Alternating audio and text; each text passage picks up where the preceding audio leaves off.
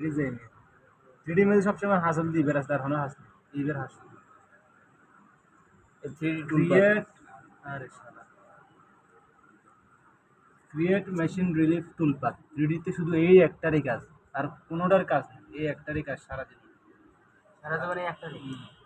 3D এর ভিতরে এই যে আগে এরকম একটা বর্ডার দিয়ে নিতে হবে কারণ বড় আমি দিয়ে সিলেক্ট করতে দিই বর্ডারের ভিতরের গুলাতে টুলপাথ দিব এই জন্য এই যে বড় বাইরে তো আর দেব না না এটাতে ক্লিক করব এখানে হচ্ছে হোল রিলিফ মানে বুঝেন মানে পুরা রিলিফ আমি তো পুরা রিলিফই করব না না না পুরো তো করব না সিলেক্টেড ভেক্টর মানে সিলেক্ট ভিক্টরের ভিতরে চলো গ্লাস সিলেক্টেড ভেক্টর সিলেক্ট করে দিলাম যে ভেক্টরটা আমি সিলেক্ট করা আছে এই জন্য সিলেক্টেড ভেক্টর এখন কি এটার আউটসাইডে করবো না ইনসাইড করবো আউটসাইড ইনসাইড তো বুঝারি ভেক্টরের ইনসাইড মানে আমি ভিতরের দিকে করবো বাইরের দিকে তো করবো না আউটসাইড তার করব না এই জন্য আমার সবসময় ইনসাইড রাখা হয় তারপরে এই যে আপনার বিট সিলেক্ট করা লাগবে 3D বিট হচ্ছে যে এটা 3D ফিনিশিং যেটা এটা সব সময় বলনোস 4 সব সময় বলনোস 4 এটাই দিবেন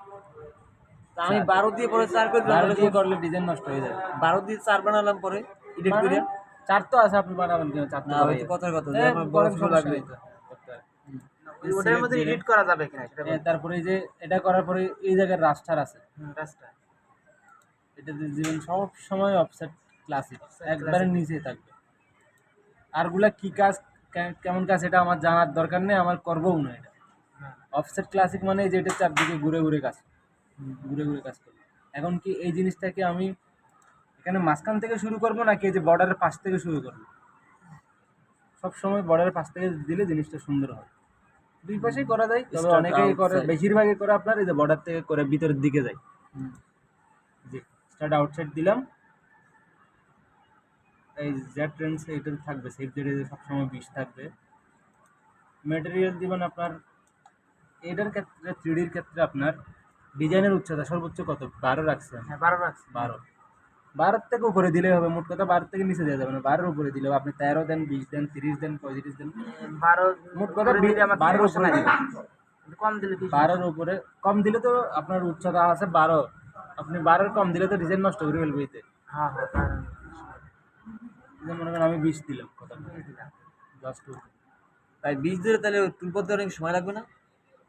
না সময় লাগবে না। এটা তো মূলত হচ্ছে আপনার উচ্চতা যে ম্যাটেরিয়ালের মানে আমি এই যে তক্তাটার ম্যাটেরিয়ালের সাইজ কত এটাই দিচ্ছি এটা আপনি যতটুকু দিতে পারেন তো আপনি ওই সবসময় যে জালি করার সময় শুধু ম্যাপে দেওয়া লাগবে মনে করেন আপনি জালি করবেন জালি করলে তো পরে যাবে জিনিসটা সেক্ষেত্রে আপনার ম্যাটেরিয়ালের সাইজ ওভার করে দেওয়া লাগবে মাস্ট ওটা চেক করা লাগবে মনে করেন আপনার জালি দিতে একবার